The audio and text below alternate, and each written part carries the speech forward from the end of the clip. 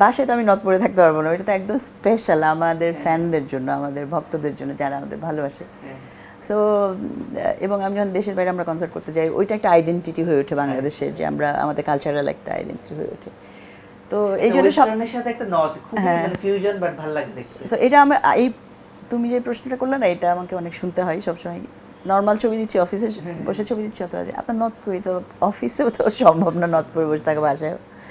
But এটা ভালোবেসেই বলে, একটা পারফরমেন্স একটা অনুষঙ্গ, এবং যেটা স্পেশালি ফর আমি আমার চিরকুট অ্যান্ড আমাদের ভক্তদের জন্যই করা হয়। বাট হ্যাঁ মানে এগুলা, আর কালো যেটা তুমি বলতেছিলা, কালো তো স্টিল আর রং, মানে এটাও তো একটা রং। সো সবারই তো নানা ধরনের, আমার কেন জানি বিল্ট ইন এটা। আমি ইভেন আমি অনেক চেষ্টা করছি বিভিন্ন সময় যে কিছু কিনতে গিয়ে যে আমি অন্য রঙে তাকাই, আমি পণ করে যাই যে আমি এবার আর কালো কিনবই না, কিন্তু সব ঘুরে আমি আবার ওই কালোর দিকেই চলে আসি।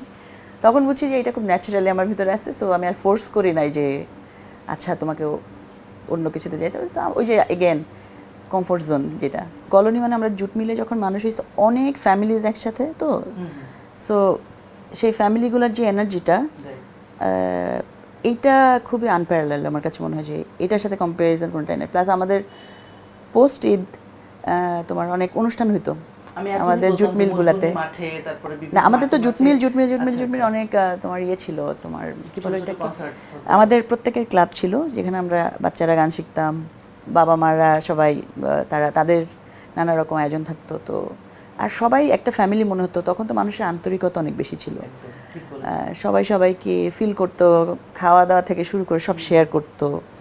এবং আরেকটা জিনিস ছিল, কেউ কারোর ক্ষতি করবে বা এই মানসিকতাগুলো ছিল না তখন, কিন্তু খুব কম ছিল।